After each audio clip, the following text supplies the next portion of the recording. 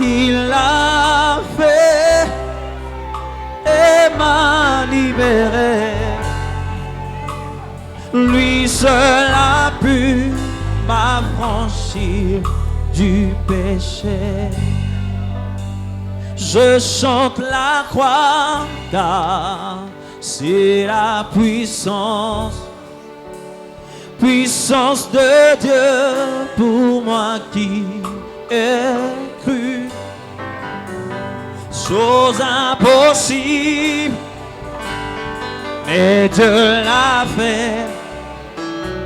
Il a condamné les péchés dans la chair.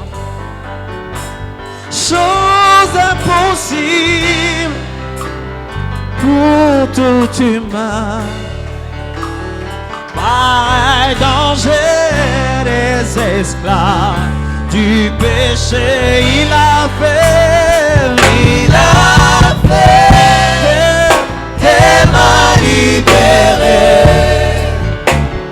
Lui seul a pu m'affranchir du péché. Chose impossible pour tout humain. Par un danger des esclaves du péché, il a fait et m'a libéré. Lui seul a pu m'affranchir du péché. Personne n'est juste, même pas un seul. C'est ce que disait la loi quant aux humains. Mais par la croix, je suis sanctifié, purifié par l'offrande du corps de Jésus. Et je suis saint, enfant du royaume, libre d'entrer dans le lieu très saint. Plus de rituel, plus de sang debout. Mon Père a pourvu à tout ce qu'il fallait. Oh oui, il l'a fait.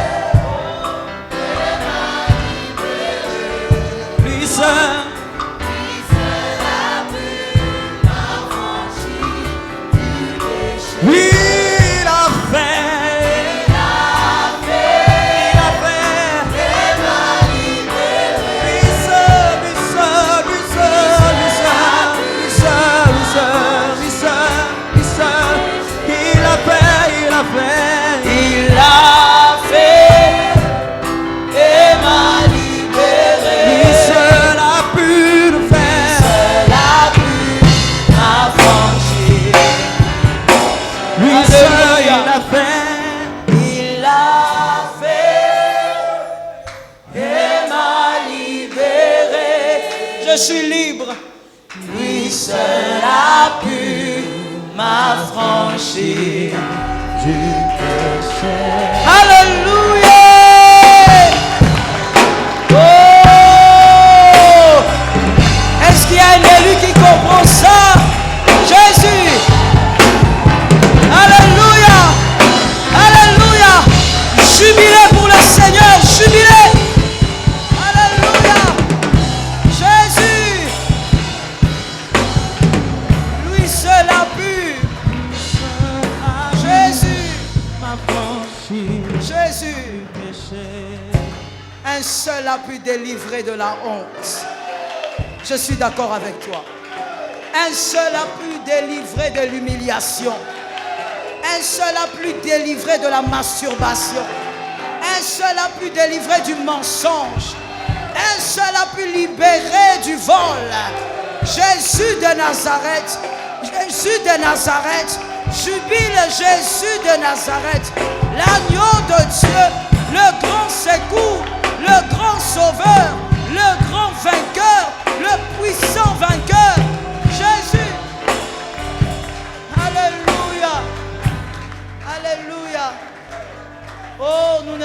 pas fous.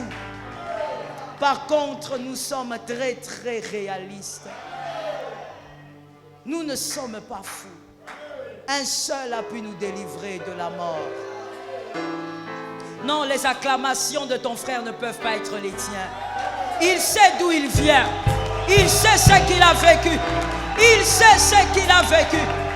Jésus, il connaît l'homme qu'il a délivré. Des célébrations pour Jésus. Des célébrations pour Jésus. Jubilé au nom de Jésus. Rabasakayama. Oh Seigneur Jésus. Seigneur Jésus. Jésus. Incomparable est ce rocher. Va dire à 5 personnes, j'ai un Dieu incomparable. Vas-y. Oh, pense à ce qu'il a été pour toi cette année et dis-le. J'ai un Dieu incomparable. Pourquoi tu le dis avec timidité? J'ai un Dieu incomparable. J'ai un Dieu incomparable. J'ai un Dieu incomparable. Va encore dire à 5 personnes, j'ai un Dieu fidèle. Moi, j'ai un Dieu fidèle. Si toi, tu n'en as pas, moi, j'ai un Dieu fidèle. Mon Dieu est fidèle. Alléluia. Alléluia. J'ai un Dieu fidèle. Oh, j'aime ça. J'aime ce qui se passe là-bas. Vous avez un Dieu fidèle. Vous avez un Dieu fidèle. Vous n'avez pas un homme comme protecteur. Vous avez un Dieu.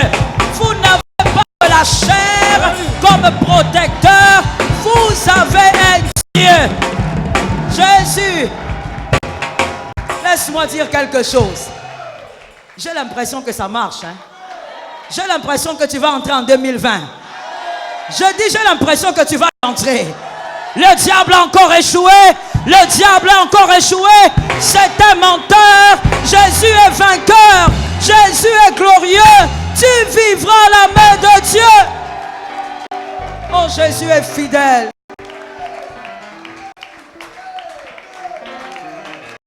Écoute ceci. Fais cet acte prophétique là. Va vers 5 personnes. Dis-leur bonne année. Bonne année. Bonne année. Bonne année. Oh, ce n'est pas une folie, c'est une réalité. Bonne année. Jésus est puissant. Jésus est puissant. Bonne année. Jésus est puissant. Tu ne mourras pas. Tu vivras. Tu seras glorieux par la grâce de Dieu. La main de Dieu te soutient. La main de Dieu te guide. La main de Dieu t'amènera jusqu'à bon port. Tomashata. Ce qui a commencé est déjà terminé. Je suis d'accord avec moi-même. Ce qui a commencé est déjà terminé. Ce que l'Éternel a commencé dans ta vie, il a déjà terminé. Il n'y a pas d'inquiétude. Je dis à quelqu'un, je ne t'imposerai pas les mains. Personne ne t'imposera les mains. Jésus t'a déjà imposé les mains. Ce qui a commencé est déjà terminé. La main de Dieu va manifester ce qui est terminé. Oh Lord. Je répète ça pour les hommes de foi. Ce qui a déjà commencé va être manifesté. C'est une affaire de temps. Dieu m'a montré des personnes dans cette assemblée en train de signer des contrats. C'est déjà terminé. C'est déjà fait. C'est déjà signé. Ils vont appeler. Et c'est déjà signé. Jésus. Jésus. Jésus. Laisse-moi prophétiser. Je sens l'atmosphère prophétique. Laisse-moi prophétiser. Laisse-moi parler aux hommes de foi. Laisse-moi parler aux femmes de foi. Par l'autorité de Jésus. Par le puissant nom de Jésus. En ce mois de décembre. Que l'Éternel t'ouvre un boulevard. Un grand boulevard. Non seulement tu vas y passer, mais que ta famille passe à cause de toi. Je dis que la famille passe aussi à cause de toi. Que la famille prenne à cause de toi. Que ta famille soit arrosée doublement. Que ta famille soit arrosée différemment. Ce qui va arriver en décembre n'est pas arrivé en janvier, n'est pas arrivé en février, n'est pas arrivé en octobre. Ça va arriver en décembre par la puissance du Saint-Esprit. J'attire la pluie sur toi, la pluie de faveur, la pluie de grâce, la pluie de miracle, la pluie de mystère, la pluie de victoire. Que la pluie de grâce descende sur toi. Jésus. Une pluie que personne ne va arrêter. Un vent de grâce que personne ne va arrêter. Oh, laisse-moi dire. Commence à ouvrir les portes. Que les portes devant toi s'ouvrent. Et c'est toi qui auras la clé pour ouvrir la bonne porte. Que les portes devant toi s'ouvrent. Que l'Éternel te donne la bonne clé pour ouvrir toutes ces portes. Au nom de Jésus. Lève bien les mains. Saint-Esprit. Je connecte, Père, un homme et une femme de foi. Je connecte, Seigneur, un homme et une femme de foi. À la date du 18 décembre. Que quelque chose lui arrive. Que quelque chose lui arrive. Qu'une chose surprenante commence. Le 18 décembre. Le 18 décembre, le 18 décembre, le 18 décembre, non seulement à toi, mais aussi à ta maison, non seulement à toi, mais aussi à ta famille. Que les hommes disent, ce qui a commencé vient d'où? Que les hommes se posent des questions, qu'ils sachent que c'est la main de Dieu qui fait arriver les choses étranges. Que les choses étranges t'arrivent, que les choses étranges se manifestent. Rebosata. Je suis en train d'entendre ces choses arriver. Mais ce sont que les membres de famille qui jubilent même avant toi. Merci Saint-Esprit. L'Esprit me dit, tu es la connexion de grâce pour certains membres de ta famille. Qu'il en soit ainsi aujourd'hui. Que les connexions de grâce reçoivent la main de Dieu. Qu'ils reçoivent l'onction de Dieu. Qu'ils reçoivent la grâce de Dieu. Que les connexions de grâce reçoivent la faveur de Dieu. Que ce que l'Éternel va déposer en toi maintenant te permet d'être une connexion de grâce pour les autres. Une connexion de grâce pour la famille. Une connexion de grâce pour tes frères. Que la surprise soit grande. Alléluia. Shikemasheta. Rabashakayama. Yebasataya. Ne me regardez pas, soyez concentrés sur le Saint-Esprit. Shekayabasata. Yemashitema. Plusieurs sont connectés à cette grâce. Mais il y a 2 personnes seulement, à gauche et à droite, sur lesquelles je vais imposer les mains parce que le Saint-Esprit va le décider lui-même. Kemashete. Les protocoles, amenez-moi les 2 personnes là. Amenez-moi les 2 personnes là. Faites vite, quand je parle, ça se fait. Amenez-les. Shikayamabos. Yemaseta. À gauche et à droite. Ribasatayama. Saint-Esprit, le Dieu de grâce. Une connexion de grâce. Une connexion de grâce. Que ce qui a commencé s'achève. Soit la connexion de grâce pour les membres de ta famille. Soit la connexion de grâce pour tes frères et tes sœurs. Comme l'Éternel l'a révélé. Qu'ils jubilent avant toi. Parce qu'ils vont consommer la grâce de ton Dieu. Qu'il en soit ainsi. Au nom de Jésus-Christ. Merci Seigneur. Merci Saint-Esprit. Alléluia. Je veux prier pour la parole de ce matin. Lève légèrement tes mains. Merci Jésus. Dieu fidèle, Dieu incomparable, nous te remercions. Nous te remercions tellement pour beaucoup de choses que nous ne pourrons pas tous citer. Seigneur, nous te recommandons la parole de ce matin. Que cette parole nous guérisse, qu'elle nous délivre, qu'elle nous transforme, qu'elle nous rapproche de toi. Que cette parole, Seigneur, condamne les pièges de l'ennemi. Que cette parole, Seigneur, chasse les esprits impurs qui avaient prévu d'agir. C'est en ton nom puissant que j'ai ainsi prié. Et le peuple a dit Amen. Tu es béni. Tu es énormément béni. Tu as raison de jubiler. Jubile, célèbre le Seigneur dans les acclamations et dans les louanges. Célèbre le Seigneur. Il est un Dieu puissant et glorieux. Merci Jésus. Tu peux t'asseoir sur la grâce. Que l'Éternel te bénisse. La faveur est sur toi. Soyez abondamment bénis. Salue ton voisin de gauche et de droite. Je te laisse le temps de le faire. Je te laisse le temps de le faire. Tu as eu le temps de saluer. Maintenant, tu peux lui dire que cette année, il sera béni plus que toi, certainement. D'accord? Voici la phrase maintenant que nous allons déclarer en 2020, tout au long de l'année dans cette assemblée. Mais tu vas déjà commencer aujourd'hui. D'accord? Tu vas dire à ton frère, cette année, tu auras le double de tout ce que j'aurai.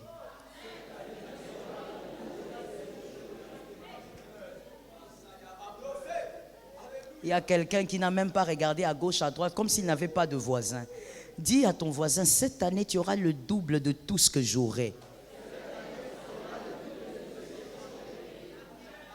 Que Dieu soit béni. Il aura le double de tout ce que tu auras. Que l'Éternel guérisse ton cœur. Nous parlons de la foi. Et par la grâce de Dieu, nous allons parler encore de la foi ce matin. Que cette parole te délivre et qu'elle te change. Et le sous-thème, c'est le culte. Le culte. La foi, c'est aussi le culte. La foi, ce n'est pas que... Je suis en train de te laisser le temps de prendre ton carnet et ta Bible. Nous le faisons automatiquement à ma campagne, ce n'est plus à répéter. La foi, ce n'est pas que faire le culte, mais la foi, c'est d'abord être le culte. Romains 12, 1.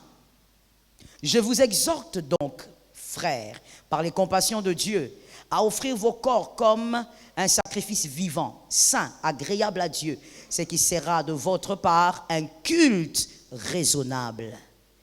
Ce qui sera de votre part un culte raisonnable. L'apôtre Paul est en train de dire qu'il nous exhorte. Il nous exhorte donc à donner nos corps comme un... Merci, vous avez vos Bibles devant vous, aidez-moi donc. Comme un sacrifice. Et il dit que c'est ce sacrifice qui sera un culte raisonnable. Il dit raisonnable, il ne dit même pas parfait. Il dit qu'il sera un culte raisonnable. Écoute mon frère, aucun culte, ici parlons des rassemblements des saints, n'est parfait devant Dieu. Aucun. Peu importe la gloire que vous sentez dans un culte, aucun culte n'est parfait devant Dieu. Je parle du rassemblement des saints. Mais par contre, il y a un culte que la parole appelle un culte raisonnable. Il est raisonnable devant Dieu. Il est acceptable devant Dieu. Et il peut même être agréable devant Dieu. C'est lorsque vous prenez vos corps et vous le donnez en sacrifice. Que l'Éternel bénisse. Selon Genèse 22, 2. Selon Genèse 22, 2. Dieu dit à Abraham, prends ton fils, ton unique, celui que tu aimes, Isaac. Va-t'en au pays de Morija et offre-le en holocauste sur l'une des montagnes que je te dirai. Dieu est en train de dire à Abraham, prends ton fils. Il y a une précision, celui que tu aimes. Quand j'enseigne, je prêche avec toi. Prends ton fils, celui que tu aimes. Donc, ne m'offre pas ce que tu n'aimes pas. Ne pense pas que tu as offert lorsque tu as donné une chose que tu n'as pas aimée. Et ici, dans cet enseignement, en parlant du culte raisonnable, Dieu dit, donne ton fils unique parce que je sais que tu aimes ton fils unique. Le culte raisonnable, c'est de donner son corps. Pourquoi? Parce qu'aucun de nous n'aime pas son corps. La chose la plus précieuse pour un homme, c'est son corps. C'est comme ça que ton corps, tu peux tout faire pour l'embellir. La première chose dont tu prends soin quand tu te réveilles le matin, c'est ton corps. Personne n'aimerait que je prenne ici une lame de gilette et que je commence à inciser son corps. Personne n'aime la douleur. Personne n'aime que son corps ne souffre. Parce que pour toi, ton corps fait partie de la chose la plus précieuse. Quelque part, Dieu est en train de te dire, donne ce que tu respectes le plus, et ce que toi tu respectes le plus, c'est ton corps. Évidemment, dans ton corps, il y a la vie. Dieu est en train de réclamer le culte raisonnable, le sacrifice, c'est donc ton corps. Mais il y a une chose importante ici. Une offrande ne peut pas se donner lui-même ou se donner elle-même. Une offrande doit se donner par quelqu'un. Même Jésus a été donné par quelqu'un. Est-ce que quelqu'un se retrouve? Jean 3,16. Car qui a tant aimé? Dieu a tant aimé. Et c'est lui qui a donné. Jésus qui est Dieu ne pouvait pas se donner lui-même. Pourquoi? Il est Dieu, il pouvait. Mais non, il y a le principe de l'offrande. Il faudrait que quelqu'un donne. Jésus a été donné. Et toi aussi, quelqu'un doit te donner à Dieu. C'est comme ça que même quand tu décides que tu vas arrêter l'impudicité, tu n'y arrives pas. Parce que tu crois que tu peux t'offrir toi-même. L'offrande ne monte pas sur l'autel lui-même.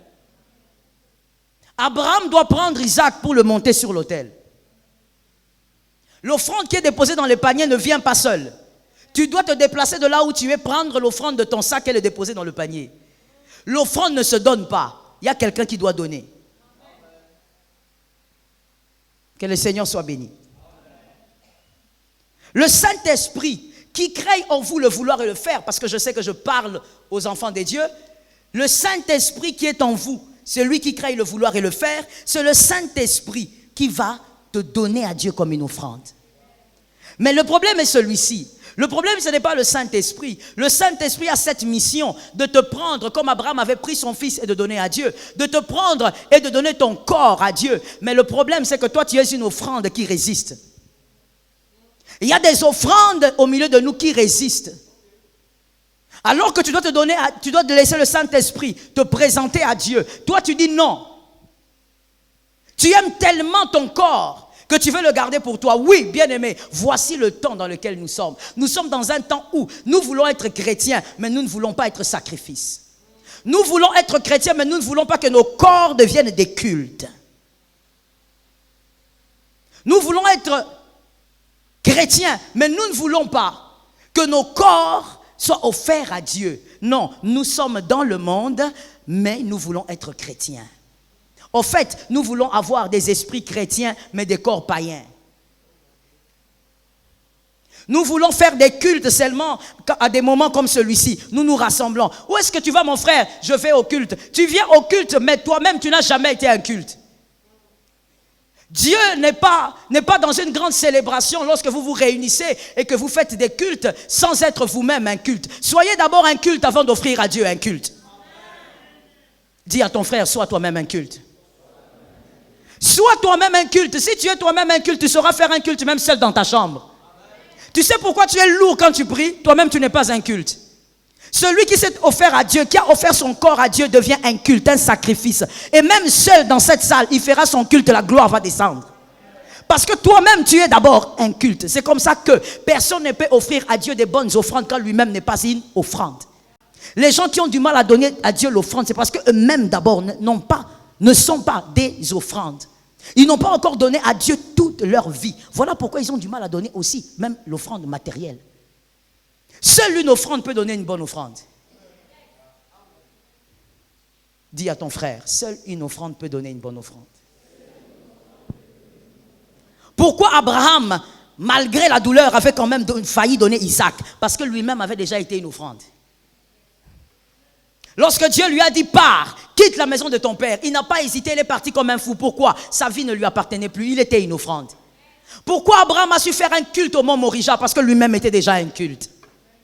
Il avait lui-même donné déjà son corps à Dieu. La Bible dit, Paul dit, donnez, sacrifiez vos corps. Cela sera un culte raisonnable. Comment veux-tu penser faire un culte le dimanche comme un système déjà établi alors que ton corps n'est pas donné à Dieu, alors que tu n'es pas un culte raisonnable? On veut Dieu, mais on veut aussi garder la chair. Voilà pourquoi le diable avait dit à Dieu, écoute, si tu me laisses toucher le corps de Job, tu verras, il va te trahir. Pourquoi le diable a parlé de la chair? Parce que le diable sait que tout homme chérit la chair. Tout homme protège son corps. Personne n'accepterait de laisser son corps être touché par la destruction. Oh, j'ai vu, mon Dieu bien-aimé, j'ai vu. Dans l'église locale, j'ai vu quelqu'un souffrir de la maladie tellement qu'il oublie son pasteur, il va chez les marabouts. Et il donne au marabout un nom propre. Il dit non, non, non, ce n'est pas un marabout, c'est juste un tradit praticien. Pourquoi? Tellement qu'il est malade, souffrance. Il n'arrive pas à dormir. Tellement que sa chair est touchée. Il voit la mort, il est prêt à toucher à tout. Oui, et vous-même, vous le savez. La Bible dit que ton corps soit donné à Dieu. Voilà les cultes raisonnables. Ne dis pas que tu fais le culte si tu n'as pas encore compris que ta chair doit mourir. Parce que l'offrande n'est jamais vivante.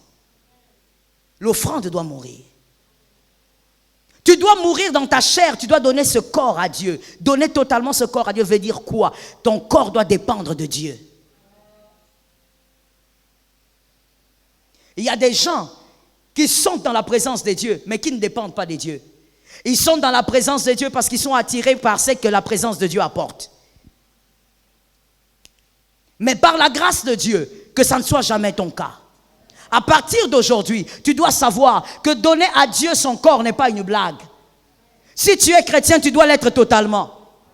En tant qu'enfant de Dieu, on n'est pas chrétien à moitié, ça n'existe pas. Arrête de faire semblant, arrête de blaguer avec ça. La vie est précieuse, bien aimé, tu peux mourir à n'importe quel moment. Je te prêche la longévité, c'est vrai, mais tu peux aussi mourir jeune, c'est possible. Alors c'est maintenant qu'il faut préparer ton avenir, c'est-à-dire ton éternité. Donne ton corps comme une offrande à Dieu, ne joue pas. L'impudicité ne va pas t'amener au ciel. Le vol ne va pas t'amener quelque part. Tu es en train de gaspiller ton temps inutilement. Quand tu dis je n'arrive pas, si tu n'arrives pas, c'est parce que tu n'as pas laissé l'espace au Saint-Esprit. Laisse l'espace au Saint-Esprit et il va te donner à Dieu. C'est comme ça que vous verrez, il y a des gens, parce qu'il a pris cette décision un jour, il a constaté qu'il y a des péchés qu'il ne fait plus. Il ne sait même pas quand est-ce que ça s'est arrêté. Mais parce qu'il a donné son corps comme un sacrifice. Aimer Dieu, c'est bien. Servir Dieu, c'est bien. Faire des cultes, c'est bien. Mais si vous faites des cultes sans être un culte, vous perdez votre temps. C'est comme ça qu'il y a des gens qui font des cultes, qui crient, qui parlent la langue, mais ils ont des cœurs tellement mauvais. Remplis de jalousie, remplis de haine. Pourquoi tu n'as jamais été un culte? Sois un culte. Décide-toi de donner ton corps comme un sacrifice. C'est l'Éternel qui va te fortifier. C'est le Saint-Esprit qui te convainc que là tu as besoin d'être une offrande. Trop c'est trop. Tu as trop vécu pour toi-même. Il est temps que quelqu'un commence à contrôler ta vie. Il est temps que quelqu'un commence à gérer ta vie. On ne peut pas être un chrétien indépendant. Le chrétien, il est toujours dépendant. Dépendant de qui? De Dieu. C'est comme ça que lorsque vous entendez quelqu'un dire « Non, écoutez, moi je viens juste à l'église, je viens prier, je rentre, mes affaires ne vous concernent pas. » Tu es païen. Soit tu es païen, soit tu as la parole de Dieu que tu n'as pas bien ouverte. Tu ne peux pas être libre. Tu dépends de quelqu'un. Et comme tu dépends de quelqu'un, c'est quelqu'un a des fils. Et ces fils sont tes frères. En d'autres termes, tu dépends aussi de tes frères. Qui a compris le schéma? Dis à ton frère, je dépends de toi. Voilà pourquoi la Bible dit que le faible soutienne, le fort soutienne le faible. Parce que la Bible vous voit ensemble. Pourquoi ensemble? Parce que vous êtes tous, cachés en Christ et Christ en Dieu. Arrête de vivre une vie où tu dépends de personne, où tu dépends de toi-même, où tu dépends de ta chair. Tu es encore rempli de jalousie. Tu es encore rempli d'animosité. Tu es ici à l'église, mais il y a des gens avec qui dans ta famille tu ne parles pas. Sois délivré de cela. Que ton corps soit donné à Dieu et soit un culte raisonnable. Que ton corps appartienne à Dieu. Et bien aimé, il n'y a pas que des liens de malédiction, il y a aussi des liens liens de faveur, de liens de grâce, de liens d'amour. Laisse-moi parler des liens d'amour. Le lien d'amour, c'est pour celui qui dépend totalement de Dieu. Que quelqu'un dise à son âme les liens d'amour. Non, dis-le encore, le lien d'amour. C'est pour des personnes qui dépendent totalement de Dieu. Qui ont donné leur corps comme sacrifice. Qui ont dit, Seigneur, ce corps ne m'appartient plus. C'est que je pouvais faire aisément, je ne le ferai pas si tu ne le veux pas. Je fais ce que toi tu désires. Ils sont sous la loi des liens d'amour. C'est-à-dire, il y a des choses qui ne ressentent plus, ils sont liés par l'amour. Ils sont enchaînés par l'amour. Il ne peut pas méditer du mal contre son frère, il est enchaîné par l'amour. Il ne peut pas se mettre à parler du mal d'un autre, il est enchaîné par l'amour. Lorsque sa bouche veut s'ouvrir pour citer le nom de Léonel, d'Enoch en mal, il sent l'amour de Dieu lui dire, tu ne peux pas faire ça. Il est lié par l'amour. Il ne peut pas jalouser un autre, il est lié par l'amour. Il ne peut pas chercher à faire du mal à un autre, il est lié par l'amour. À chaque fois que le mal veut monter, l'amour vient au-delà du mal. Il est lié par l'amour. Pourquoi il est lié par l'amour? Parce que son corps est un culte. Oh mon Dieu, il faut être un culte ambulant. Il ne faut pas attendre venir faire ton culte ici.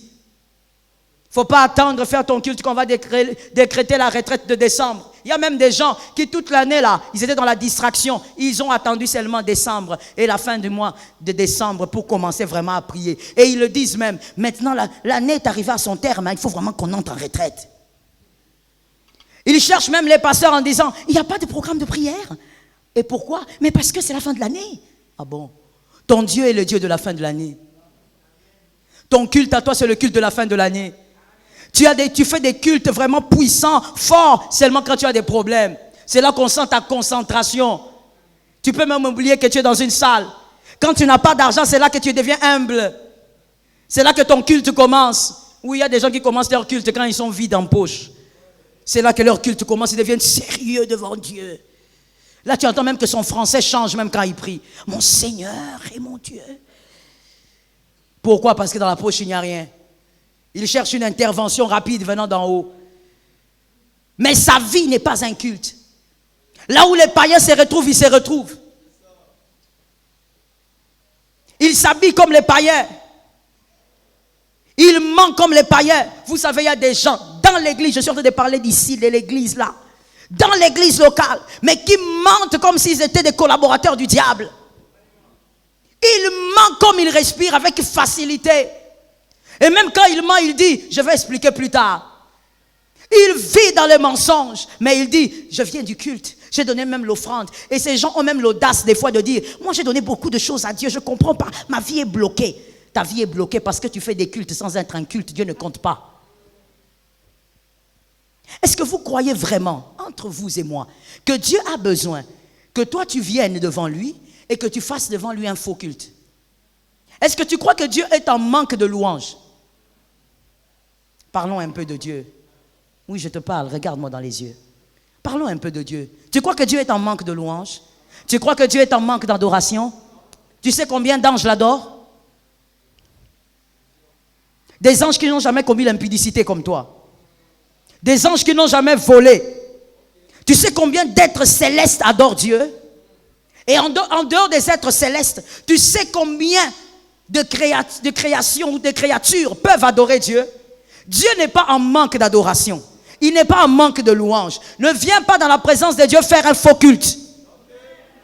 Je répète ça, ton esprit va l'entendre. Même si ta chair refuse. Ne viens pas dans la présence de Dieu faire des faux cultes. D'ailleurs, nous ne sommes plus au temps où il faut faire des faux cultes. Le temps est en train d'avancer, Jésus revient bientôt. Ce n'est pas le moment de faire des faux cultes. rentre dans le vrai culte. Le vrai culte commence par un corps donné à Dieu, un sacrifice vivant. Rentre dans le vrai culte.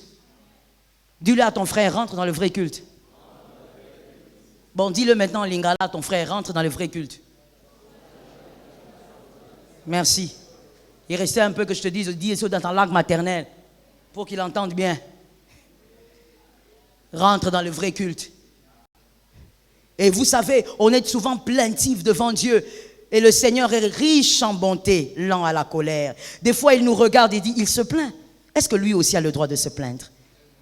Oh non, Seigneur, il me manque ceci. Seigneur, où est-ce que tu es? Tu crois qu'il est où? Des fois, il regarde et dit, est-ce que lui, il a le droit de se plaindre? Qu'est-ce qu'il me demande? Après tout ce qu'il a fait, est-ce qu'il a le droit de se plaindre? Mais vous savez, lorsqu'on est un enfant, qu'on n'est pas adulte, quand on est un enfant, on se dit, même quand on fait des bêtises, papa c'est papa, on va rentrer auprès de papa. Mais quand on devient adulte, on comprend qu'il y a certaines choses qu'il ne faut pas faire parce qu'il faut préserver le cœur de papa. Tu vois la différence? Retiens ça, je ferme cette parenthèse-là. L'adulte sait que même si papa va toujours m'accueillir après les sottises, mais j'ai le devoir, parce qu'il est adulte, il comprend aussi ses devoirs. J'ai le devoir de préserver maintenant le cœur. Il est temps de rentrer dans les cultes raisonnables.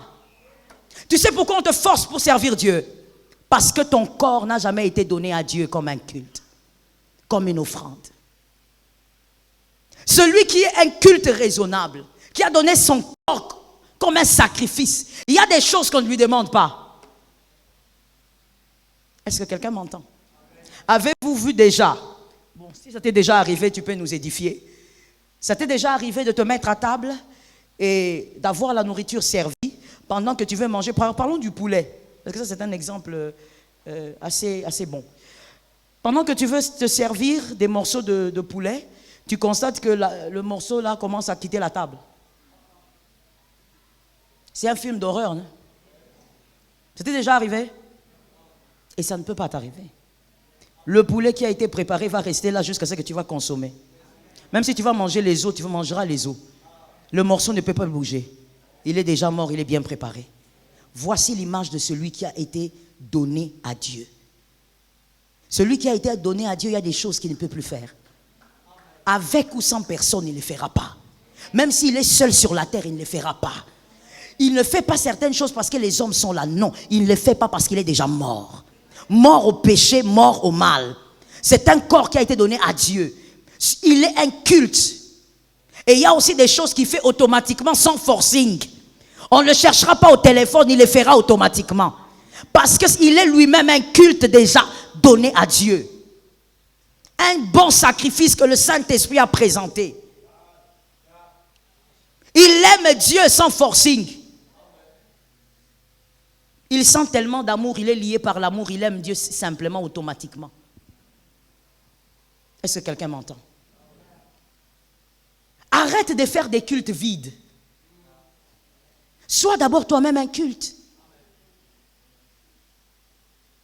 Arrête de croire qu'un bon culte, c'est un culte là où il y a une très belle chanson et il y a des belles paroles. Arrête ça. Celui qui est lui-même un culte n'a même pas besoin de son pour faire un culte. Celui qui est lui-même un culte, il sait faire son culte dans la présence de Dieu et il se sent bien parce que lui-même l'est. Est-ce que quelqu'un m'entend bien? Celui qui est lui-même un culte n'a pas besoin qu'on le pousse à vivre dans la sanctification. Il est lui-même déjà un culte et il est un sacrifice. Il y a certaines choses qui meurent. Vous savez, quand Abraham a donné Isaac, quand Abraham a monté Isaac sur l'autel, ce jour-là, non seulement Abraham avait vu l'obéissance d'Isaac, mais Isaac avait compris c'est quoi obéir au Père jusqu'à la mort. Est-ce que quelqu'un m'entend? Dieu avait dit à Abraham, écoute-moi très bien, Dieu avait dit à Abraham, donne le fils unique que tu aimes. Mais ce que Dieu aussi avait caché à Abraham, c'est que Isaac n'était pas seulement le fils qu'Abraham aimait, mais Isaac était aussi le fils qui aimait Abraham. Pour accepter de mourir, alors que le père n'a rien expliqué, il faut avoir beaucoup d'amour pour cet homme. Est-ce que quelqu'un m'entend? Le fait de donner ton corps à Dieu comme un sacrifice va faire grandir en toi l'amour pour un Dieu que tu n'as jamais vu. Voilà pourquoi tu constates que les amours que nous avons pour Dieu se diffèrent. Ça ne peut pas se ressembler. Des fois, tu vas te poser la question, mais pourquoi celui-ci n'aime pas Dieu comme moi? Il ne peut pas aimer Dieu comme toi. Il n'est pas un sacrifice. Il n'est pas encore monté sur l'autel. Il n'est pas encore passé par le feu. Toi, tu es déjà passé. Certaines choses t'ont déjà consumé, brûlé. Lui n'est pas encore brûlé. Il est entier. Voilà le grand problème. Nous venons dans les cultes, mais nous sommes tellement entiers. Certains liens doivent tomber, pas parce qu'on a prié pour toi, mais parce que tu t'es donné à Dieu comme un sacrifice. Ça tombe sur ta vie. Que ça tombe aussi sur tes enfants. Parce que tu t'es donné comme un sacrifice, les liens tombent. La malédiction tombe d'elle-même. Est-ce que quelqu'un m'entend bien? La grâce repose sur toi parce que tu t'es donné. Écoute, je vais t'expliquer une chose. Je suis en train d'essayer d'expliquer ça pour que tu comprennes bien avant que je n'avance. Tu vois Marie. Marie, lorsqu'elle est tombée enceinte par le Saint-Esprit, Jésus était dans son sein. Hérode cherchait à tuer Jésus. Qui dit Amen? Qui sait que c'est ça? N'est-ce pas? Hérode cherchait à tuer qui? Il ne faut pas hésiter. As-tu lu la Bible? Hérode cherchait à tuer Jésus. Mais voyez-vous, Marie, elle a fui parce que Jésus était où? Dans son ventre. Mais comprenez ceci. Quand Jésus est né et qu'on a apporté à Jésus des présents, Jésus avait quel âge? 0 ans. C'est-à-dire bébé. Dis à ton voisin, il était un bébé. Non, il faut parler convenablement. Dis à Jésus, il dit à ton voisin, il était un bébé. D'accord. On est d'accord donc qu'un bébé ne parle pas. J'aimerais entendre les amens, c'est simple. Hein? Un bébé ne parle pas. Le tien, il parle. Il faut l'amener, je vais l'imposer les mains. Le bébé ne parle pas. Le bébé ne réclame rien. N'est-ce pas? Le bébé ne gère rien. Les présents qu'on avait amenés, donc, qui a géré?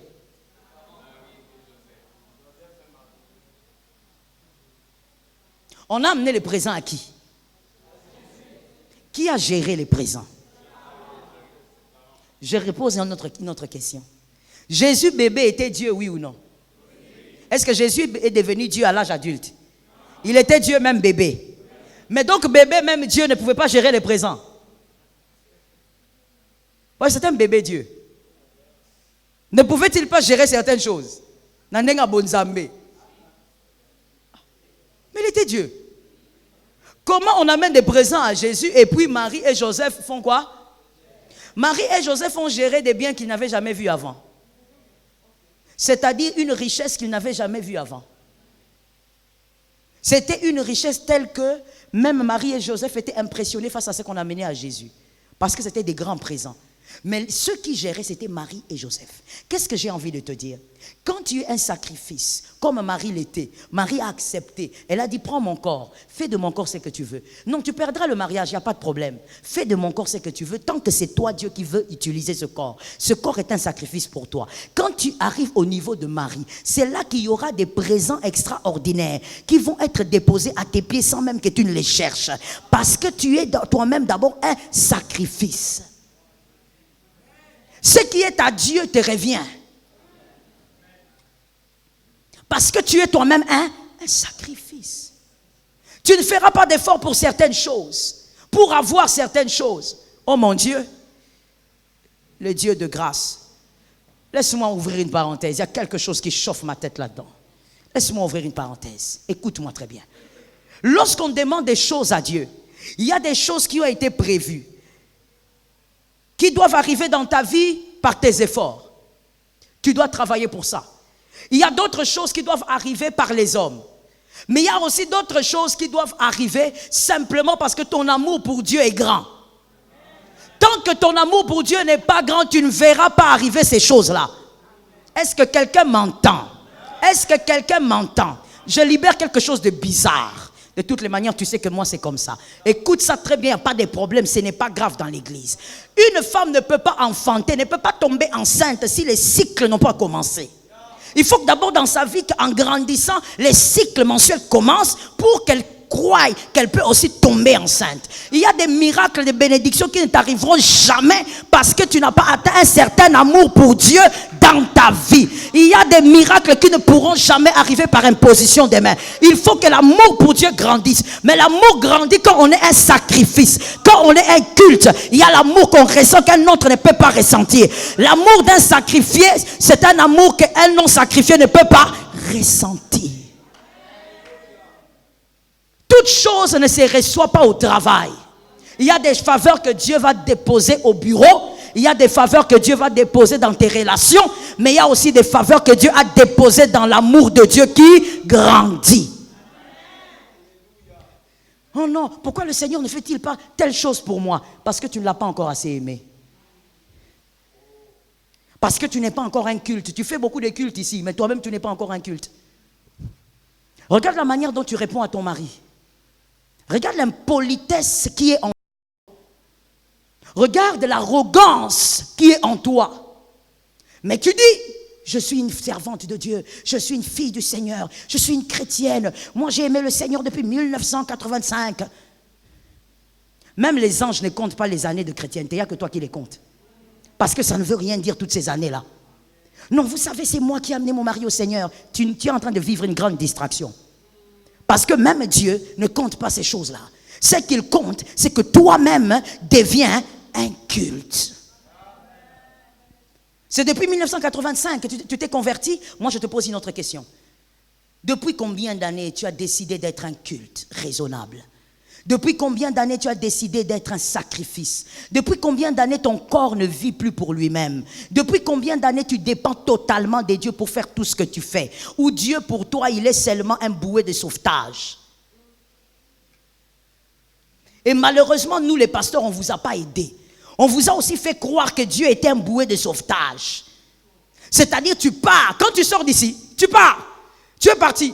Ta semaine a commencé. Tu vis ta vie dans un grand désordre. Et quand ça chauffe, où est le numéro du pasteur? Où est le numéro? Allô, pasteur, en tout cas ici, si tu ne fais rien vraiment, moi ton enfant, je suis mort. Frère, tu vas mourir. Tu as refusé la main là, mais c'est une vérité, tu vas mourir. Parce que moi là même, je ne veux pas prier. Tu vis ta vie comme tu veux, dans un désordre comme tu veux. Ton foyer comme le foyer des païens. Lorsque tu commences à te disputer avec ta femme, vous vous insultez. Vous insultez même vos parents.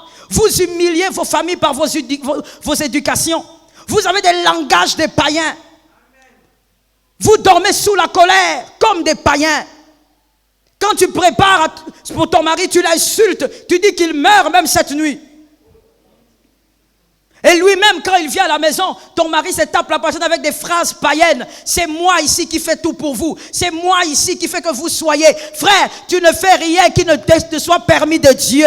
La vie même que tu as te vient de Dieu. Si tu prends ta famille en charge, c'est parce que c'est ta responsabilité. Mais tout vient de Dieu. Je dis Amen et j'ai béni les hommes qui ont dit Amen. Tu vis exactement comme un grand païen. Mais quand tu viens le dimanche, tu crois que c'est dans des airs sérieux qu'il y a le culte. Tu crois que c'est dans des français extraordinaires ou dans un lingala, je ne sais pas comment, qu'il y a ton culte. Tu crois que c'est en dansant d'une certaine manière que tu fais ton culte. Dieu ne compte pas ça. Tu n'es pas toi-même un culte. Deviens un culte avant de créer la distraction à l'église. Tu crées la distraction, pourquoi? Je vois comment ces frères-là me regardent. Ils se posent la question, pourquoi je suis venu aujourd'hui? Qu'est-ce que maman raconte? Ah oui. Je ne prêcherai jamais pour te faire plaisir. Jamais. Je suis déjà délivré. Ça, c'est pour les gamins. Moi, je suis délivré. Je prêche selon que le Seigneur me demande de parler. Tu ne viens pas de créer une distraction. Je t'ai dit, Jésus revient bientôt. Jusqu'à quand tu seras dans la distraction? Jusqu'à quand tu vas dire que tu fais les cultes, tu es impudique? Jusqu'à quand? Tu connais le corps de toutes les filles du quartier. Jusqu'à quand? Il y a des personnes qu'on ne doit même pas marier. À l'église, on ne doit pas les marier. Parce qu'ils sont plus que les mariés. Ils sont fiancés, ils se connaissent déjà tellement. La fille connaît toutes les tâches que l'homme a sur le corps. Et puis ils disent, non, nous voulons nous marier. Vous voulez vous marier? Qu'est-ce que vous voulez faire? Vous voulez du théâtre? On ne peut pas avoir des mariages purs si les conjoints ne sont pas des cultes. Tu dois devenir un culte. Ne m'écoute pas pour le voisin. Que ton amen ne soit même pas pour le voisin. Tu dois devenir un culte. Ton corps doit être un sacrifice. Tu dois le donner à Dieu. Donne-le au Saint-Esprit. Le Saint-Esprit va t'amener là-bas. Il est impossible que par toi-même tu abandonnes le mal. Oh, je t'assure mon frère. Personne ne peut abandonner le mal par lui-même. Personne ne peut abandonner un péché par lui-même. C'est le Saint-Esprit qui te rend capable. Tu te poses la question, mais comment tu as fait? Et il te dira, je suis le Saint-Esprit. Il a des capacités qui te dépassent. Tu vas dormir, tu te réveilles, tu n'as plus le péché qui dominait sur toi. Parce que le Saint-Esprit fait de toi un sacrifice. Il te brûle dans la présence de Dieu. Oh mon Dieu, il y a beaucoup de gens au travers de toi qui doivent connaître ton Dieu. Mais tu vois, tu es en train de mettre plusieurs en retard. Et tu payeras pour ça. Tu mets plusieurs âmes en retard. Tu vis dans un mal, dans un péché qui te salit davantage. Tu es en dehors du culte raisonnable. Tu penses que servir Dieu, c'est être dans l'activisme. Qu'on te voie monter à gauche, descendre. Regarde le voisin le plus proche, dis-lui, sers Dieu et sois un culte.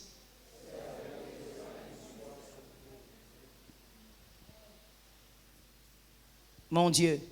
Selon le psaume 38.3, la Bible dit, selon le psaume 38.3, la Bible dit que le mal, la chair n'a que ce qui est mal. La chair n'a que ce qui est négatif. Le mal repose dans la chair. Il est donc impossible que tu puisses la vaincre toi-même. Mais tu peux demander à quelqu'un de t'aider. Au lieu de passer ton temps à demander au Saint-Esprit l'onction, demande au Saint-Esprit de t'aider à devenir un culte raisonnable. Mon Dieu, ça sert à quoi d'exhorter les autres si toi-même tu n'arrives pas à t'exhorter toi-même? Ça sert à quoi de bénir les autres si toi-même tu n'arrives pas à bénir ta propre vie en devenant un culte? Au lieu de demander au Seigneur, Père, aide-moi que j'aille de l'avant, allez de l'avant, tu veux aller où? Je te pose la question, tu veux aller où? Je repose la question parce que tu n'as pas répondu. Tu penses au voisin. Pendant que je parle à toi, tu penses à ton voisin. Je te demande, tu dis que tu veux aller de l'avant, tu veux aller où? Toutes les personnes qui ont vécu le miracle de Jésus, où sont-elles aujourd'hui? Je parle de la Bible. Toutes les personnes qui ont vécu le miracle de Jésus, dont la Bible parle, où sont-elles aujourd'hui? Je pose la question, mon fils, tu connais leur adresse? Ils habitent dans ton avenue. Lazare est ton voisin. Je réexplique pour que tu comprennes. Je vais seulement aller dans cet angle-là. Et tu vas comprendre. Marie de Magdala, délivrée de plusieurs démons, devenue disciple. Et même, selon l'histoire, devenue apôtre. Mais je te pose la question. Elle est ta voisine? Où sont toutes ces personnes? Merci. C'est là où tous nous finirons. Aller de l'avant c'est bien. Mais après, tu finiras par redescendre. Vous savez, la vie de l'homme, surtout la réussite terrestre, ressemble à un avion. À l'envol d'un avion. Tu peux vouloir réussir. Je bosse pour réussir. Je bosse pour donner à mes enfants un avenir. C'est bien. C'est l'envol d'un avion. L'avion va décoller. Mais même si l'avion va très haut, l'avion finit. Réussir, c'est bien. Moi, je t'encourage. Sois grand, je t'encourage. Des milliardaires, on en a besoin des milliardaires chrétiens. Je t'encourage. Mais n'oublie pas que tout ça, sans être un culte, tu es en train de perdre ton temps. Tu gaspilles ton temps. Parce qu'un jour, tout ça va s'arrêter. Mais il y a quelque chose qui pourra quand même te récompenser après cette vie. C'est le fait que tu as été une offrande. Parce que regardez ceci. Lorsqu'on dépose une offrande dans le panier, il faut bien que quelqu'un vienne la chercher.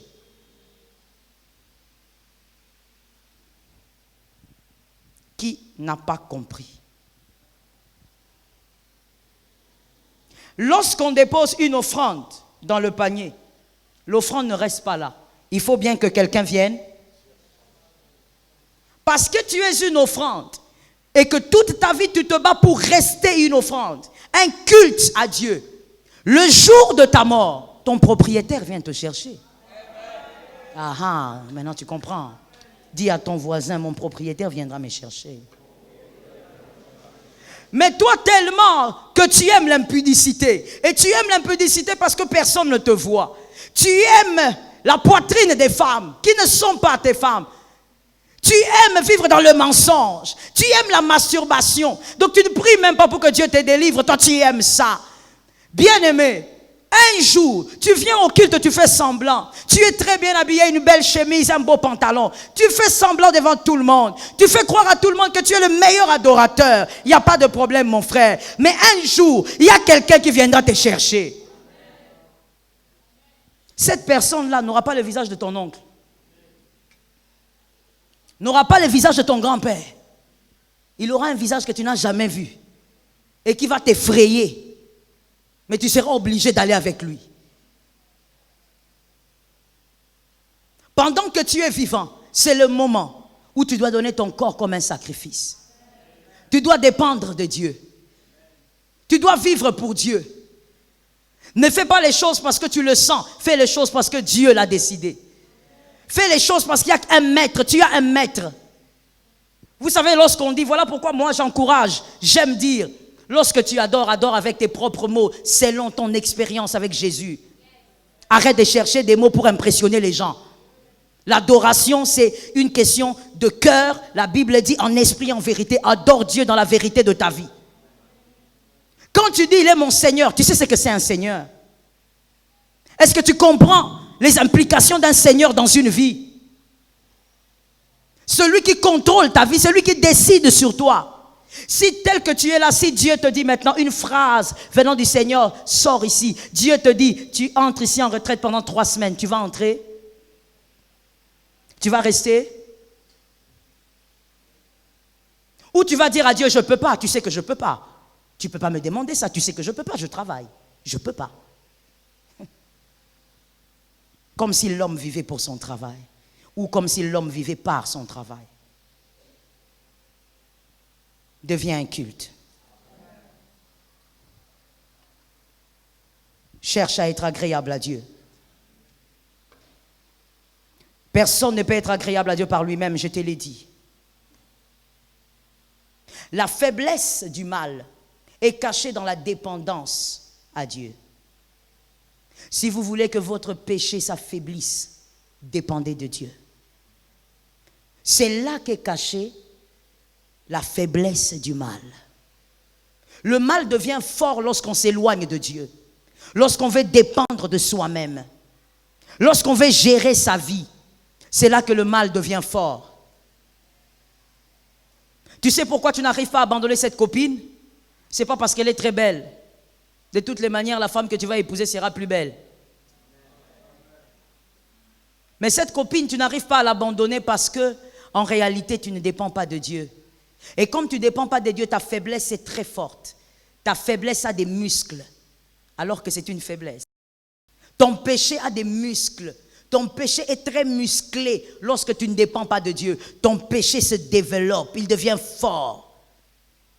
Et c'est là que vous entendez les gens dire, je prie mais je ne sais pas, ça ne marche pas. Ça ne marche pas parce que tu ne dépends pas de Dieu. Écoute, fais quelque chose. Au lieu de tout le temps pleurer devant les pasteurs, essaye de dépendre de Dieu. Je répète ça pour ceux qui n'aiment pas dépendre de Dieu et qui aiment beaucoup les pasteurs plus que la dépendance de Dieu. Au lieu d'aller pleurnicher auprès des pasteurs, essaye de dépendre de Dieu. Au lieu d'être lundi, tu es chez les pasteurs, mardi, tu écris, mercredi. Au lieu de faire ça, cherche à dépendre de Dieu. Tu verras que ton péché va s'affaiblir. Tu verras que la copine que tu trouvais tellement belle, mignonne, quand tu vas la voir, tu vas dire, ah, pourquoi j'ai perdu mon temps ici? Pourquoi même je pêche ici? Je gagne quoi même ici? Tu vas voir la laideur du péché. Pas forcément la laideur de la personne, mais la laideur du péché. Tu n'as pas encore vu la laideur du péché parce que tu ne dépends pas totalement de Dieu. Dire qu'on dépend de Dieu est une chose, il faut la vivre. Dis à ton frère, tu dois la vivre. Parce que l'enseignement d'aujourd'hui, c'est un enseignement qui t'explique simplement que tu dois arrêter de vivre dans le semblant. Ce n'est pas le moment. Tu n'as même pas l'âge pour ça. Tu dois arrêter de vivre dans les semblants. Tu dois arrêter de donner des offrandes à Dieu que Dieu ne compte pas. Oh Seigneur, moi je t'avais donné l'horloge à l'église. Il ne compte pas. Pourquoi? Toi-même tu n'es pas un culte. Pourquoi il a dit à Abraham, donne-moi l'enfant que tu aimes? Pourquoi il n'a pas demandé Ismaël? Parce qu'il ne compte pas Ismaël. C'est pourquoi il ne voulait pas qu'Ismaël monte sur l'autel. Lui, il compte Isaac. C'est l'enfant que lui a donné. Vous comprenez l'essence? Dieu ne compte pas. Ce que tu fais en dehors de sa volonté, il ne compte pas. Quelle est la volonté parfaite de Dieu? Sois un culte. Que ton corps soit pour Dieu. Que ton foyer soit pour Dieu. Que tout ce qui est à toi soit pour Dieu. Vis pour Dieu. Arrête de faire les choses parce que tu es dans le monde et tu veux faire comme tout le monde. Vis pour Dieu. Jésus revient bientôt. C'est comme ça qu'il dit dans sa parole. Plusieurs me diront, Seigneur, mais moi je t'ai servi. Tu ne me connais pas? Attends Seigneur, je vais te rappeler. Tu vas rappeler à Jésus qui tu es, ton nom et ta date de naissance. Je t'assure frère, face à l'enfer, tu vas commencer à rappeler. Jésus, tu te rappelles? Je suis né de maman telle, de papa tel. Tu ne te rappelles pas? Ah bon? Le jour où je suis né, il y avait la pluie. Et tu ne te rappelles pas, Seigneur, que je t'ai servi à l'ANA? Oh non, comment tu ne te rappelles pas? Moi, j'étais toujours à la pointe là. Tu vois, quand j'étais debout là, c'est toi que je servais. Et Jésus, il est là comme ça, étonné, il dit, ah bon? Moi, je ne me rappelle pas. Je ne te connais pas. Mon frère, en ce moment-là, même tes larmes ne vont pas te sauver. Et comme je le disais quelque part, même s'il m'arrivait de passer tout près, je serais très loin.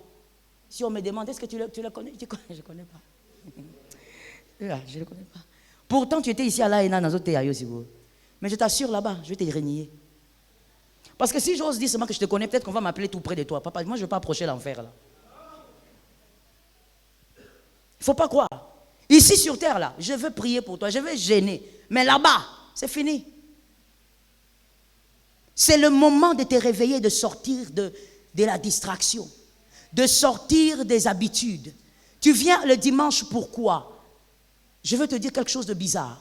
Ça ne sert à rien de venir ici si tu n'es pas capable d'être un culte toi-même. Si tu n'es pas capable de donner ton corps à Jésus, papa, reste à la maison. Tu as déjà entendu un pasteur te dire ça? Moi, je te l'ai dit. Tu dois être capable d'être un culte. Vivre l'intimité avec le Saint-Esprit pour que le Saint-Esprit t'aide à être un sacrifice ne se fait pas à l'église. Ce n'est pas ici. C'est dans ton intimité avec le Saint-Esprit, seul, pendant tes moments de prière, seul. Si tu ne peux pas écouter le Saint-Esprit là-bas, comment vas-tu l'écouter ici? Si tu ne peux pas écouter le Saint-Esprit qui parle en toi, comment tu vas écouter un Saint-Esprit qui parle en moi?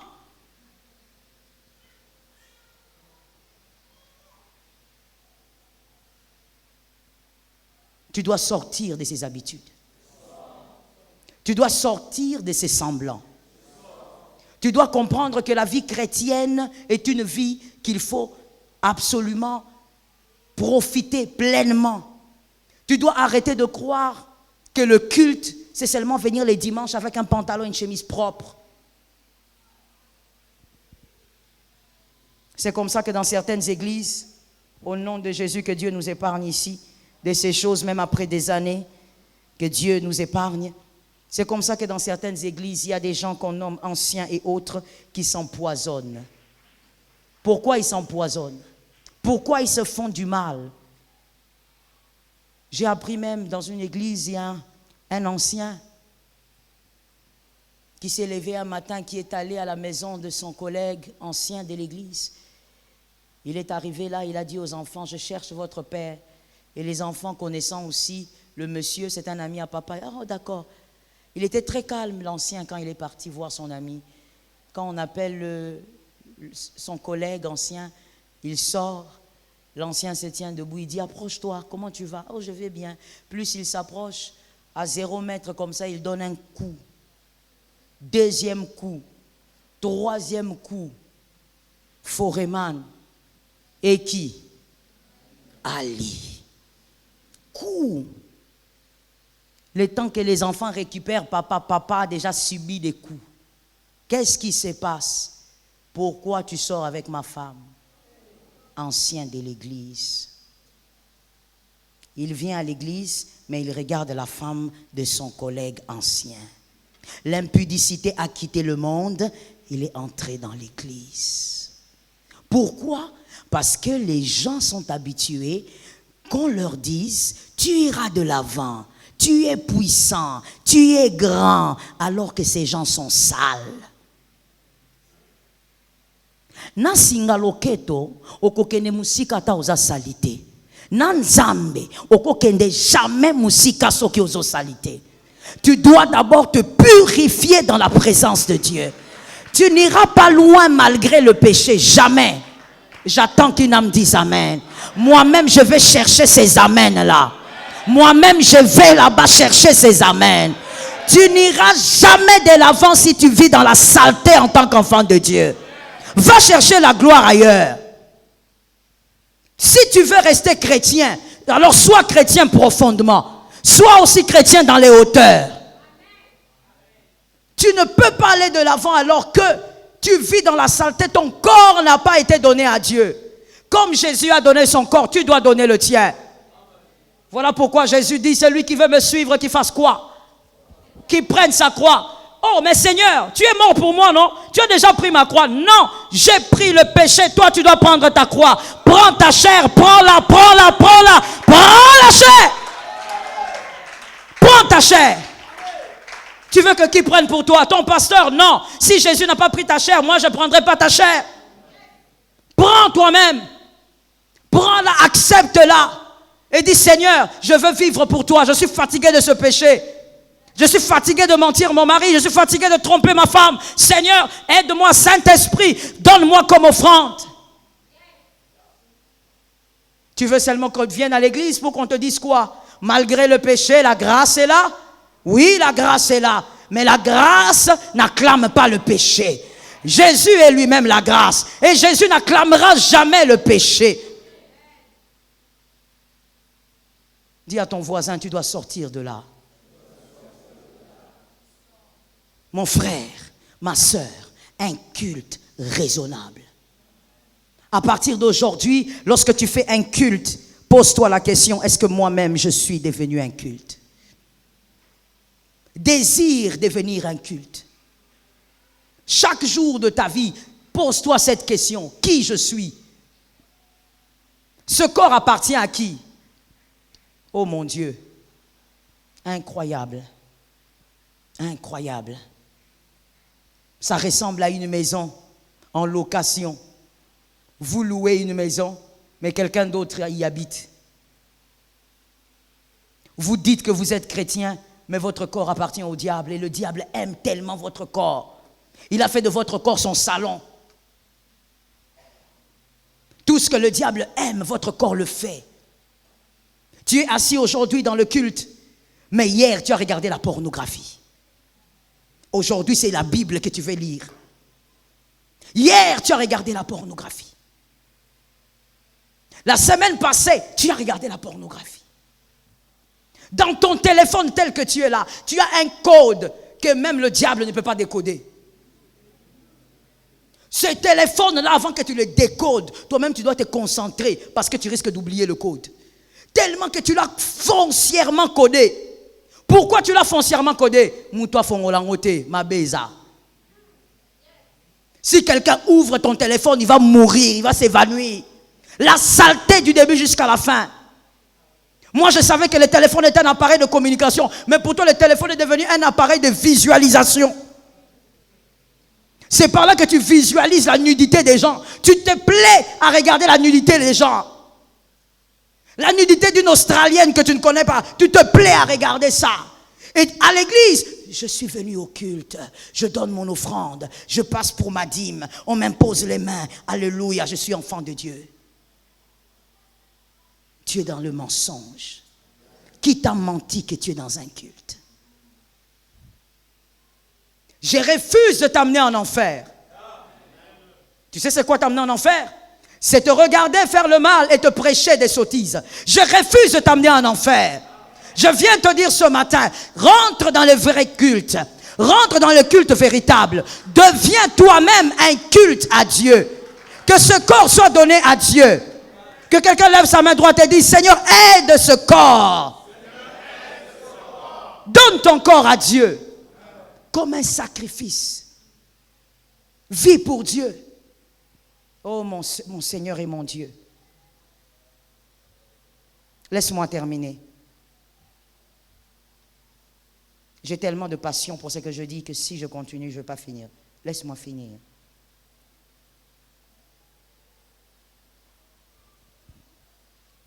Je t'ai dit, bien-aimé, ce n'est plus le temps de faire bonne figure devant les hommes. Tu n'as plus ce temps-là. C'est le temps maintenant de vivre une vie pure devant Dieu et de laisser le Saint-Esprit t'aider. Vous savez, je vais donner un exemple et j'espère que ça va t'aider à comprendre. Vous savez, l'intimité avec le Saint-Esprit,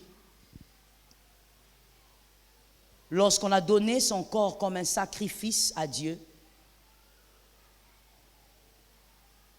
on comprend que c'est inutile de faire semblant devant les hommes. Au fait, le semblant n'existe même pas. Vous ne vivez plus dans le semblant, mais vous vivez votre vrai vous. Vous paraissez comme vous êtes devant les hommes. Vous priez tel que vous le sentez. Vous ne priez pas pour impressionner les hommes. Ça ressemble à un couple. Un couple, quand il se marie, les trois premières années du mariage, ils ont honte les uns des autres. L'un de l'autre, ils ont honte. Ils ont honte dans certains domaines. Ils ont honte de se regarder. Ils ont honte peut-être de rester sans vêtements ensemble, en plein air, dans la lumière. Ils ont honte. Même si aujourd'hui, ceux qui vivent dans les péchés n'ont pas honte. Ça a changé. Ça a évolué. Ils n'ont pas honte. D'ailleurs, quand je parle à des gens qui disent, de quoi maman parle? Nous, on ne connaît pas ça. Ils ne sont pas mariés, hein, mais ils ne comprennent pas. Comment, qu'est-ce que maman dit là? Nous, on ne subit pas ça là. On ne subit plus la honte. Vous savez, les cas étapes, hein? Makamwakala. C'est quand on a le makamwakala. C'est bon, on a eu makamwakala. Normalement, les 3 premières années, moi, Sony, moi, honte. La fille se cache un peu, elle fouille un peu. Elle a honte. Mais après quelques années de mariage, il n'y a plus de honte. C'est son ami. Ils vivent tout, ils partagent tout, et puis il n'y a plus rien à cacher. Quand on vit dans l'intimité avec le Saint-Esprit, et qu'on a donné son corps comme un sacrifice, on n'a plus besoin de faire semblant. On se présente devant les hommes tels qu'on est, parce que le Saint-Esprit a extirpé ce semblant. Le vrai toi qui ressort dans la présence de Dieu, c'est le vrai toi qui ressort devant les hommes. Est-ce que quelqu'un m'entend? Il faudrait que tu deviennes un culte et que tu vives pour Dieu. Est-ce que quelqu'un m'entend? Depuis un moment, je suis en train de prier dessus, mais je laisse la liberté au Saint-Esprit de m'orienter. Mais depuis un moment, je me pose la question, est-ce que c'est important que je continue de recevoir les gens et de dire, Seigneur, parle pour diriger la vie de cet homme? Parce que généralement, même quand Dieu parle, si tu n'es pas un culte toi-même, tu seras incapable d'obéir à Dieu. Les gens ne cherchent pas à écouter Dieu. Les gens cherchent à écouter leurs désirs dans la bouche des hommes de Dieu. Qui m'a compris? Les gens viennent devant le pasteur Joël parce qu'ils veulent écouter ce qu'ils ont dans leur cœur sortir de la bouche d'un homme de Dieu. Mais ils ne cherchent pas à écouter Dieu. Parce que Dieu, s'il parle, même s'il contredit tes désirs, même s'il va à l'encontre de tes désirs, tu devrais avoir la facilité d'obéir. Est-ce que quelqu'un m'entend? Il y a une dame qui est venue me voir, je ne sais plus, c'était cette semaine, le lundi, je crois. Elle me dit, je dois voyager, je dois aller à tel endroit. Et voici les accidents qui me sont arrivés pendant ce temps. Je lui ai dit, le Seigneur dit que tu ne bouges pas, tu dois rester ici. Il dit, je reste pendant combien de temps? 1 mois? J'ai dit non. Le Seigneur a dit, tu ne pars pas. Oublie ce visa-là. Elle me regarde et me dit, c'est pas possible. Je dis, si. Non, ça ne peut pas être Dieu. Je dis, mais si ça ne peut pas être Dieu, pourquoi tu es venu? Tu vas à un endroit où tu sais que Dieu ne peut pas parler. Pourquoi tu es venu? Vous voyez que le vrai problème que vous avez très souvent, c'est que vous ne voulez pas écouter Dieu. Pourquoi? Parce que vous n'êtes pas un sacrifice, mais vous voulez écouter votre volonté sortir de la bouche des hommes de Dieu. Ça, c'est un indice qui te montre que tu n'es pas encore un culte. Tu n'es pas encore un sacrifice. Que l'Éternel t'aide et que l'Éternel te délivre. Que l'Éternel bénisse sa parole. Merci Saint-Esprit. Tiens-toi debout, nous allons prier. Tiens-toi debout, nous allons prier le Seigneur. Notre Seigneur et notre Dieu est fidèle. Il est le Dieu de grâce, celui qui nous a accordé le Saint-Esprit. Le Saint-Esprit nous permet de vivre comme des sacrifices. Lève légèrement tes mains. Bien-aimé, sincèrement, dans ce genre de prière, je ne devrais pas donner beaucoup de sujets. Parce que tu connais ta vie mieux que personne. Tu connais ta vie mieux que moi, mieux que quiconque. Donc je crois que tu dois savoir quoi dire à Dieu. Qu'est-ce que tu devrais dire au Saint-Esprit pour qu'il t'aide à devenir un sacrifice vivant? Parle au Seigneur. Ô Saint-Esprit. Oh bien-aimé, parle au Seigneur. Ne chuchote pas, parle au Seigneur. Lève ta voix et désire cela. Parle à Dieu. Saint-Esprit, c'est par ta grâce. Saint-Esprit, c'est par ta fidélité. Dieu véritable, je viens dans ta présence. Parce que j'ai besoin de toi, j'ai besoin de ton soutien. Dépendre de toi, c'est mon plaisir. Dépendre de toi, c'est tout ce que je désire profondément. Dépendre de toi, Seigneur, c'est ma force. Le rocher des âges, je viens invoquer ton nom. Le rocher fidèle, je viens t'appeler, j'ai besoin de toi. Le Dieu incomparable, c'est toi qui me soutiens. C'est toi qui me permets de tenir, le Dieu redoutable. Nous avons besoin de toi. Nous avons besoin de toi. Saint-Esprit, nous désirons ta grâce. Fatigué, Seigneur, de vivre en dehors de ta volonté. Fatigué de vivre pour plaire aux hommes. Fatigué de vivre, Seigneur, pour être acclamé par les hommes. Cela est très éphémère, Seigneur, et je le sais. Père, ta grâce, Saint-Esprit, que ta main puissante m'aide à dépendre de toi comme toi tu l'entends, comme toi tu le veux. Seigneur, que mon corps soit pour toi, totalement pour toi, le Dieu vivant. Que je sois le culte que tu agrées, le culte que tu acclames, le culte, Seigneur, que tu approuve par ta grâce. Le rocher des âges, j'ai besoin de toi. L'agneau de Dieu, ce matin, j'élève ma voix, pas devant les hommes, mais devant toi. J'élève ma voix ce matin, mon Seigneur, pas pour faire plaisir à ma chair, mais pour te parler, pour te dire, Seigneur, c'est que mon cœur ressent. Mon cœur a besoin de vivre une véritable dépendance. Rebosata, puissant d'Israël, je désire ta main puissante. Je désire ta main de grâce. Je désire ton appui. Seigneur, où irai-je? C'est toi qui fais tout. Où irai-je, Seigneur? C'est toi qui m'as appelé. C'est toi qui m'as amené même à la conversion. C'est toi, Jésus, qui m'a élu. Puissant de Jacob, où irai-je? J'ai besoin donc de toi. Pour y arriver, j'ai besoin de toi. J'ai besoin de cette main qui ne se fatigue pas de me porter. De cette main qui ne se fatigue pas de me corriger. J'ai besoin de cette main. L'agneau de Dieu, mon secours véritable, mon secours premier et mon secours dernier, j'ai besoin de toi. Mon secours solide et le rocher des âges. Où irai-je? Rabosete, j'ai besoin de la grâce. L'agneau de Dieu, la grâce. L'agneau de Dieu, la grâce.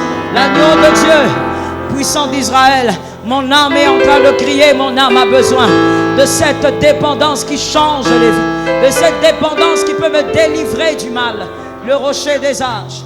Seigneur, interviens et permets-moi, Saint-Esprit, d'être la personne que tu attends, la personne qui te fait plaisir. Remoseta, ta grâce. Le rocher des âges, ta grâce. Le rocher des âges, ta grâce. Merci, Saint-Esprit. Bien-aimé, les mains légèrement levées, s'il vous plaît. Tu vas prier en demandant au Seigneur de t'aider. Que le jour de l'enlèvement, que tu ne le rates pas. Que tu ne rates pas l'enlèvement. Si tu rates l'enlèvement, tu as presque raté le ciel. Dis au Seigneur, aide-moi. Présente au Seigneur tes faiblesses. Présente au Seigneur tes incapacités. Frère, sans faire semblant dans la présence de Dieu. Présente à Dieu la faiblesse de ta chair. Et dis-lui, Seigneur, aide-moi à ne pas rater le ciel à cause de ça. Aide-moi à vaincre ceci. 2020, je ne suis pas obligé de vivre comme ça. Parle au Saint-Esprit. Si c'est la colère, parle au Saint-Esprit. Qu'il te délivre de la colère. Qu'il te délivre des paroles mauvaises. Qu'il te délivre de la haine, de la jalousie.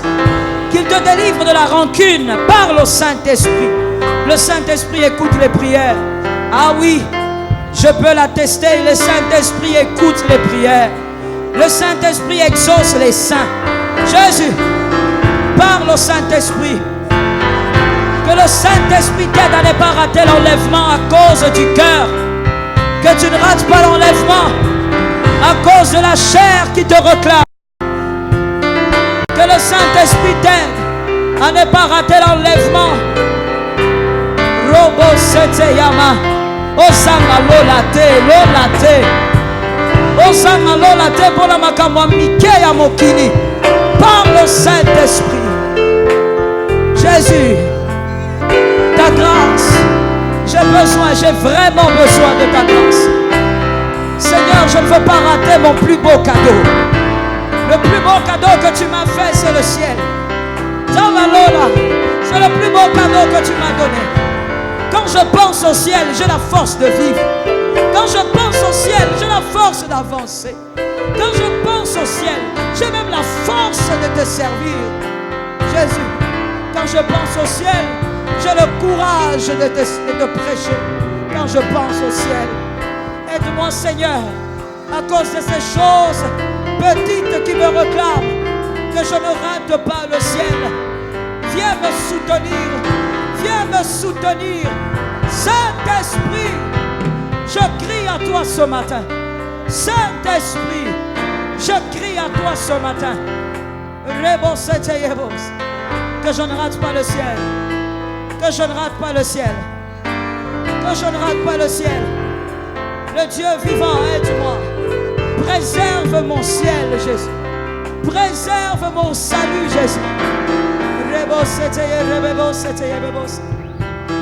Merci, Seigneur.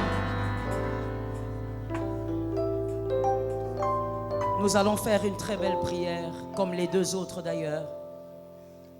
Tu vas maintenant présenter à Dieu le péché qui te tourmente. Tu vas le présenter. Dis à Dieu, voici mon péché et tu le connais. Je suis un menteur. J'ai besoin de toi. Parle maintenant au Seigneur. Robochete, Saint-Esprit. Nalingi namona yo, tango nyonso na koluka, namona yo, Yesu namona yo, Saint-Esprit, Yesu namona yo, Yesu namona yo. Parle au Saint-Esprit. Naiki na simba yo, tango nyonso na koluka, na simba yo, na simba yo, na simba yo, na simba yo, Yesu na simba yo, na simba yo, Yesu na simba yo, na simba yo. Crie au Saint-Esprit.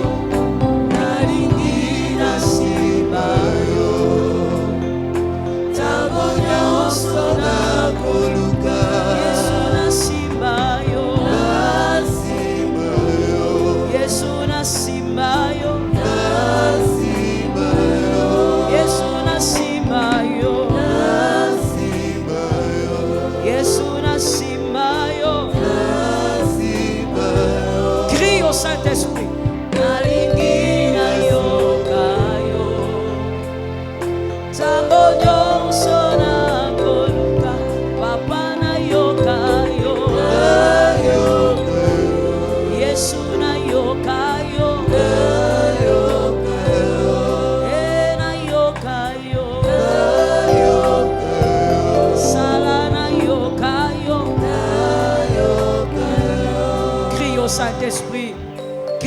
Saint-Esprit. Présente ton sort à l'Éternel. Mets en lui toute ta confiance, il agira. Dis, Seigneur, délivre-moi de ce péché. Jésus, délivre-moi de ce mal. Délivre mon nom de famille de ce péché. Jésus, délivre-moi de ce mal. Rebo Satayama. La grâce. Merci Seigneur. Je veux prier pour toi. J'espère que tu n'es pas assis. Tu peux être à genoux mais pas assis. Je vais prier pour toi. Je crois que tu as prié avec ton cœur, que tu as désiré le Saint-Esprit. Seigneur, nous sommes tous faibles et nous avons besoin de toi. Nous avons besoin de cette main qui délivre du mal. Nous avons besoin de cette main qui nous a affranchis de la mort, du péché. Nous avons besoin d'elle pour vivre dans la sainteté. Nous avons besoin d'elle pour que nos corps deviennent des sacrifices vivants. Nous avons besoin de ta main, Saint-Esprit. Je crois au nom de Jésus que le péché d'aujourd'hui ne sera plus demain. Je crois au nom de Jésus que le péché de maintenant ne sera plus demain.